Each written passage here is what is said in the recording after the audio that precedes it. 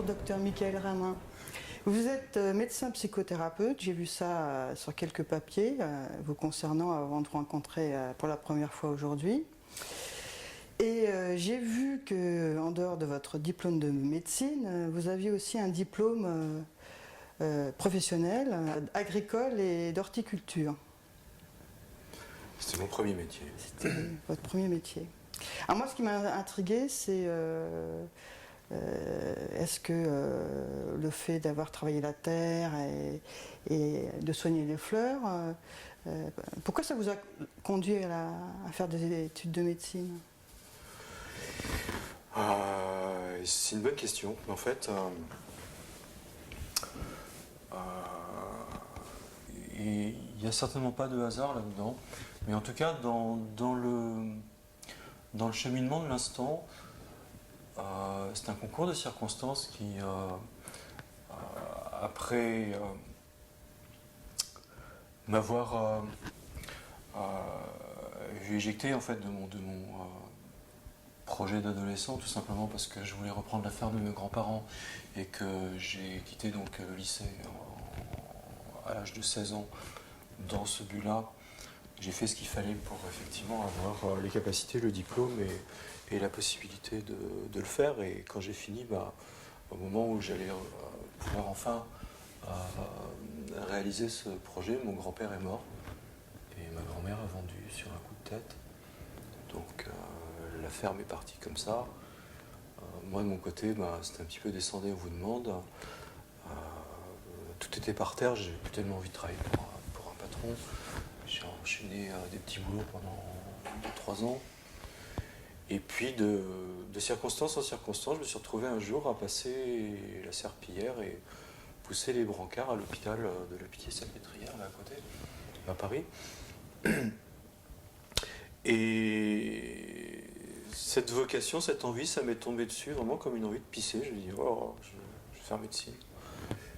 Et à l'heure de la pause, alors que mes collègues allaient boire un café ou fumer une cigarette, moi j'allais à la librairie médicale à côté, et je plongeais dans les bouquins de médecine.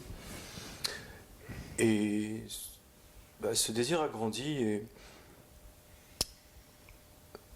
il y a quelque chose d'extrêmement intéressant, mais ça je vous apprends rien. En tout cas, je l'ai découvert à ce moment-là, c'est que quand vous avez vraiment envie de faire un truc, la vie nous tend des perches.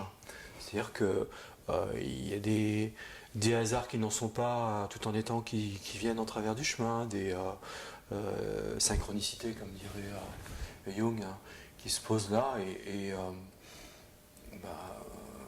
les opportunités se tendent, les portes s'ouvrent, et puis on prend des ascenseurs et des raccourcis, c'est ce que j'ai fait. Mmh. Et c'est comme ça, en passant sur les détails, parce que je pourrais raconter pendant longtemps, comment j'ai pu, en fait, en 1 an, rattraper le niveau,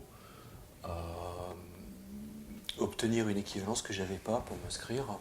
Donc, et ça m'a permis donc de me présenter en première année, de me vautrer, me faire étendre comme tout le monde la première fois, et puis de redoubler d'efforts et me retrouver 47e sur 600 à ce concours que j'ai eu. Brillamment.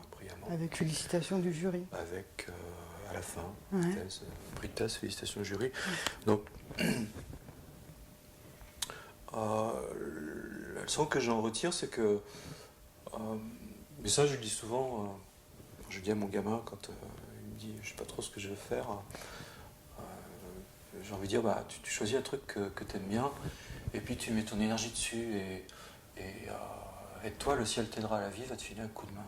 Il faut vraiment en avoir envie, quoi. Et c'est ce que j'ai eu après. Bon, je sais pas si c'est de la vocation, de la post-vocation ou autre. Le fait est que quand je me suis retrouvé dans ce milieu, je me suis dit mais c'est pas exactement ce que j'avais imaginé. Alors j'avais pas bien trouvé où était le bug, c'était de mon côté ou du côté de l'institution ou des autres. Mais de fait, je pense que avec du recul, je me suis aperçu que j'avais beaucoup idéalisé cette profession et les gens qui étaient dedans, et qu'en fait, il a fallu que je descende un petit peu, que je laisse tout ça descendre du piédestal sur lequel je l'ai mis, et que je commence à me frotter à la réalité qui n'était pas toujours très, très, très rose et très brillante, hein, pour enfin découvrir, peut-être 15 ans, 20 ans après, qu'en fait, le véritable fond du problème et de la marmite, c'est que la prétendue vocation que je trouvais là-dedans, c'était juste que moi j'avais besoin de me soigner, quoi. Seulement, j'en avais tellement besoin que je ne pouvais pas concevoir de le faire autrement qu'en réglant mes problèmes sur le dos des autres. Et je pense que... C'est-à-dire qu'en soignant les autres, on se soigne soi-même, c'est ça que vous voulez dire? Aujourd'hui, je dirais ça comme ça, en fait. Ouais. Qui soigne qui, finalement? Est-ce que c'est celui qui est d'un côté de la blouse blanche, de l'autre côté de la blouse blanche? C'est toujours une co-création. C'est-à-dire que dans l'instant,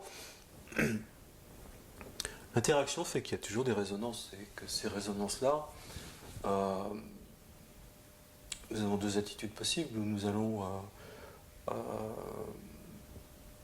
nous y intéresser, les accueillir et nous remettre éventuellement en question en tant que thérapeute, hein, soignant, SEIGIT, comme dirait notre ami Jacques Salomé, que j'aime beaucoup, ou alors pouvez être tenté de mettre ça sous le tapis en disant moi je suis pas malade, je suis médecin, donc ça ne me concerne pas. Et en fait, est-ce que c'est vraiment vrai? Mais au début, vous étiez quel genre de médecin au début de votre carrière de médecin? Vous aviez un cabinet avec des patients qui attendaient dans la salle d'attente et que vous voyez les uns après les autres. C'était ce genre de médecin-là que vous étiez ou au début de votre carrière? J'ai toujours été atypique, donc j'étais atypique au début, j'ai été atypique en prenant le train de médecine en cours de route à 26 ans. J'étais fatalement atypique quand je suis sorti de là. Donc j'ai continué sur mon atypisme. Mon atypisme, c'était quoi? Je venais du monde rural à l'époque, donc j'avais envie d'y retourner. Et pour y retourner, une bonne façon de faire, c'était de m'intéresser aux pratiques de mes collègues confrères médecins de campagne. Ouais. Donc pendant 7 ans, je me suis frotté les bottes aux pieds et la glace sous les bottes au monde rural, et j'ai accompli une espèce de compagnonnage en solitaire du Tour de France de la médecine bien grasse, bien rurale, en me professionnalisant, parce que c'était vraiment l'enjeu, dans le remplacement de médecins de campagne. C'est-à-dire que pendant 7 ans, je n'ai fait que ça. Donc j'ai enquillé les remplacements sur au total plus de 30 départements, plus d'une centaine de cabinets. Je crois que j'avais compté 30 000 km professionnels en moins de 7 ans. Enfin un truc complètement singulier, dans lequel j'ai ratissé mon pays, mais vraiment dans des trous. C'est-à-dire que je suis allé remplacer le médecin de l'île d'Ouessant, de l'ex-maquis du Morvan, des endroits paumés comme les trous du cul du monde de la Creuse, de la Normandie, de l'arrière-pays niçois, de la Bretagne, de la Bourgogne, du Cantal, de je sais plus où. Enfin bon, j'ai pris la carte et j'ai fait ça pendant 7 ans. Et qu'est-ce qui m'intéressait là-dedans, en fait? C'était de pouvoir me confronter à des situations où j'allais pouvoir endosser le maximum de responsabilités, faire le maximum de choses seul, avec le moins d'interférences possible, le moins de délégations possible, comme on fait en ville. Un petit bobo de travers, allez hop, à l'hôpital. Là, à l'hôpital, il n'y avait pas. Donc, Ils sont comment les malades en province, à la campagne ou en montagne? Est-ce que c'est les mêmes malades qu'à Paris? Oui. La souffrance est partout la même? La souffrance est la même. Ça, c'est un constat. Après, peut-être que les gens des campagnes sont plus simples. D'abord,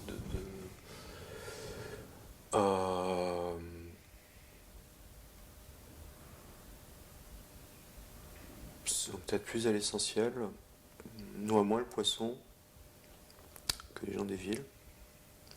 Mais en fait, la souffrance est la même et le réconfort qu'on peut trouver dans le fait de voir un médecin lui-même aussi. Et la souffrance. C'est quoi la souffrance, au fait?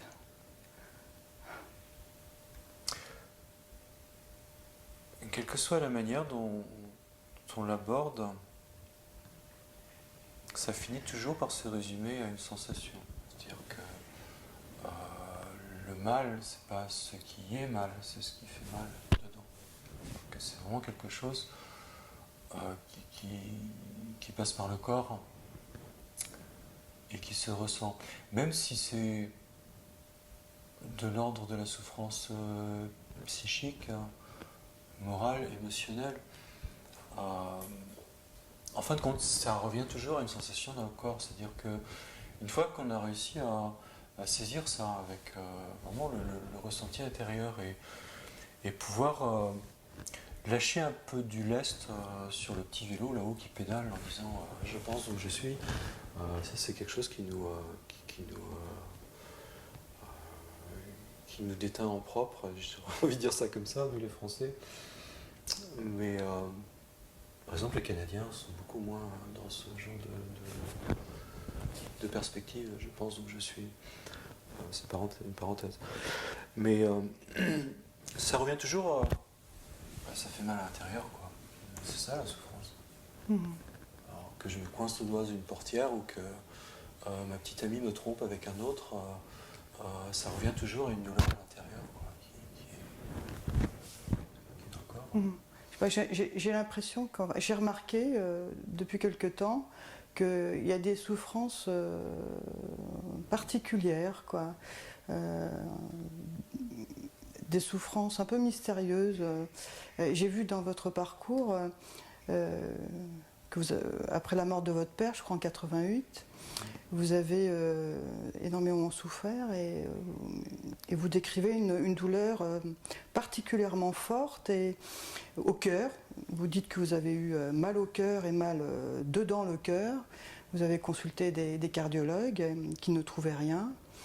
Mais malgré tout, cette souffrance a demeuré en vous pendant un certain nombre d'années. Et vous pouvez, enfin, si c'est pas trop difficile d'écrire cette souffrance. C'est une question intéressante parce que ça, c'était vraiment le début de mon chemin.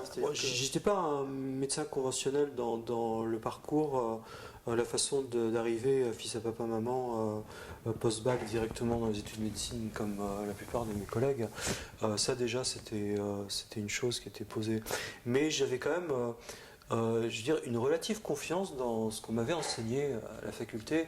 Je me disais, bon, s'il faut 10 ans d'études pour faire un médecin, c'est qu'il y a sûrement matière.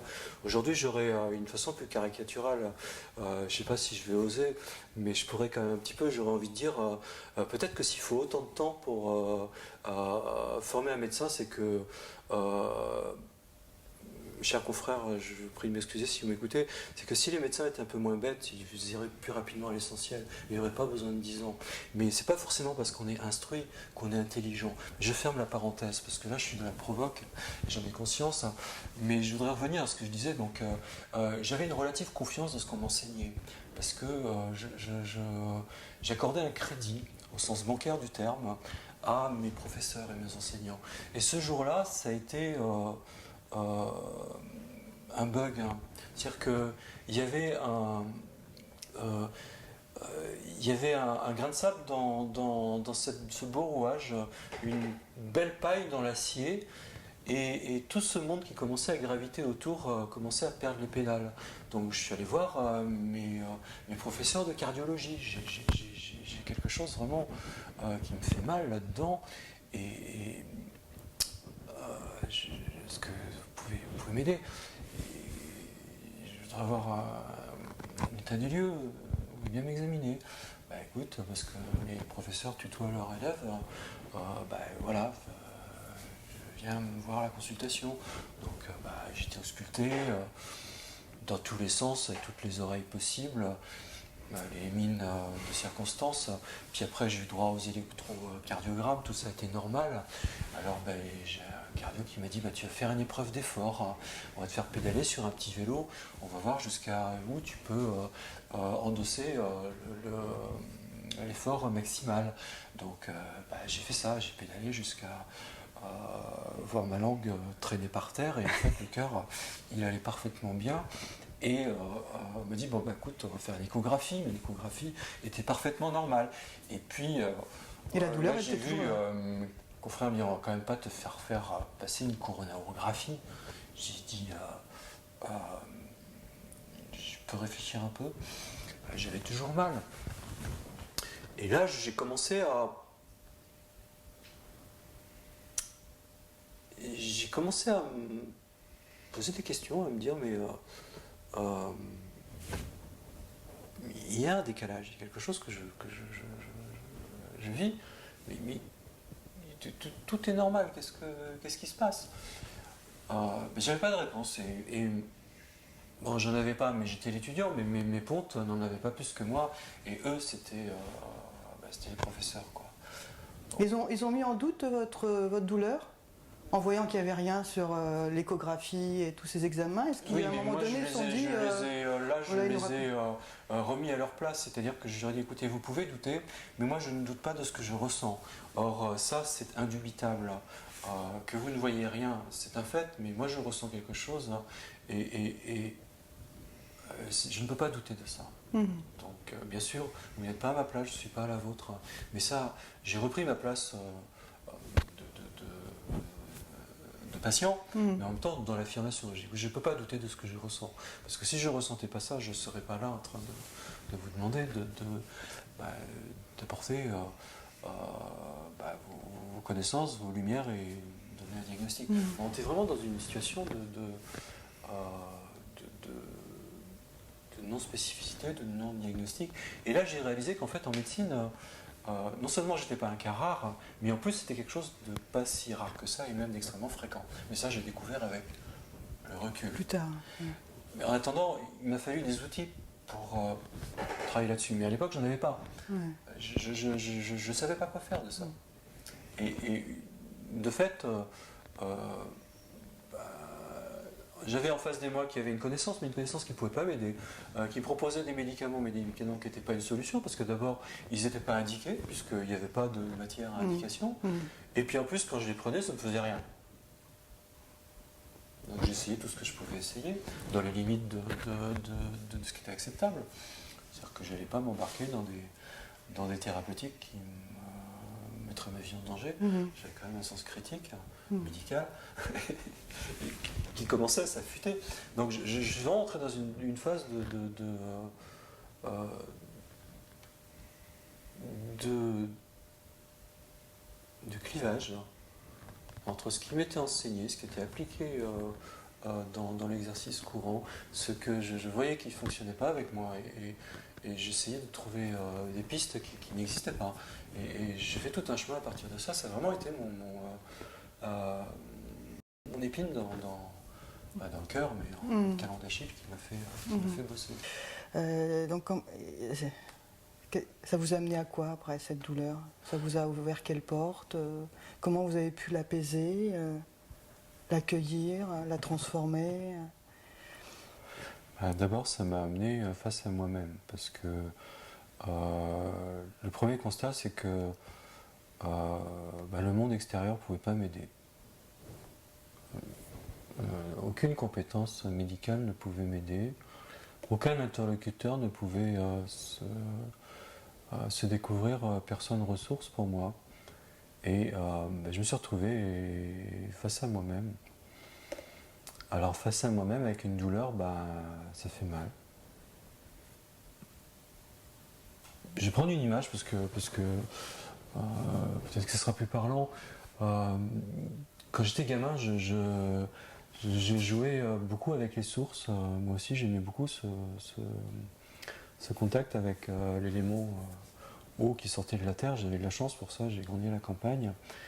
Et je m'amusais à gratter l'eau à la sortie, je faisais ce que ma grand-mère appelait le chemin de l'eau. C'est-à-dire que il suffisait de gratouiller un petit peu, puis l'eau s'engouffrait dans le sillon que j'avais tracé avec mes doigts ou un petit bâtonnet. Et puis après, en grattant encore un petit peu, l'eau suivait tout ça, puis finalement, elle emmenait avec elle les débris, les alluvions, et elle faisait son chemin. C'est exactement ce que j'ai fait, mais d'une façon informelle, avec cette sensation. Parce que, à mon plus grand étonnement, je me suis aperçu que une douleur, c'était avant tout une sensation. C'est-à-dire que, ok, c'est pas confortable, c'est douloureux, mais c'est une sensation. Et de fil en aiguille, j'ai découvert avec ma plus grande une capacité d'attention et d'étonnement aussi, parce que je n'avais jamais appris, personne dans mon équipage familial, culturel ou autre m'avait enseigné ça. J'ai appris que je pouvais faire le chemin de l'eau avec ça, c'est-à-dire retourner à l'association pure et découvrir de fil en aiguille que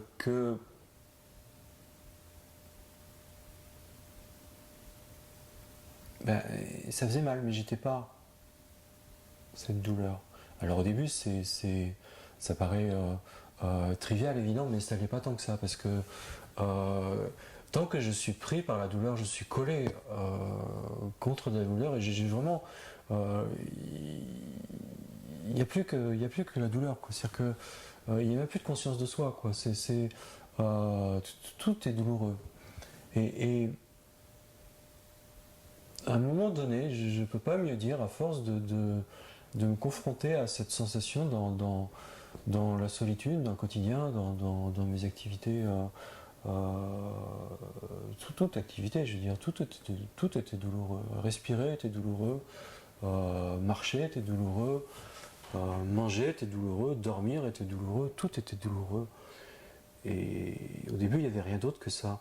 Et un jour, à un moment donné, il y a eu quand même une espèce de décollement, une espèce de feuillet, un truc ténu comme un papier à cigarette qui s'est mis là au milieu. Et j'ai découvert avec surprise que entre la sensation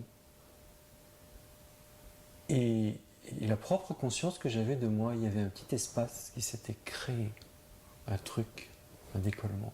Et là, c'était une révélation. Je me suis dit, oh oh, ça fait mal là-dedans, mais je ne suis pas la douleur, je suis celui qui ressent ça. Alors c'était une découverte formidable, parce que j'avais inventé le fil à couper le beurre. N'importe qui pourrait dire ça avec le sourire. N'importe quel gamin de 4 ans pourrait dire, mais tu parles de quoi là? Mais en fait, c'était vraiment une révélation. Et c'était le moment où j'ai compris que cette distanciation, je pouvais faire mon beurre avec et travailler avec ça. Et quand je dis travail, c'est vraiment comme pétrir une pâte, quoi. Mais là, mon langage est pris de court, parce que je sais pas bien comment pouvoir décrire ce travail intérieur. C'est vraiment c'est difficile avec des mots, mais c'est l'idée. C'est une écoute du corps particulière. C'est une écoute de la sensation en tant que sensation, mais en recherchant ce que j'ai appelé plus tard la position de l'œil du cyclone. C'est-à-dire qu'au début, on est pris par le truc et happé là-dedans. Et à un moment donné, il y a une posture intérieure qui est là simplement au centre, et qui permet de voir, de ressentir sans être pris par le tourbillon.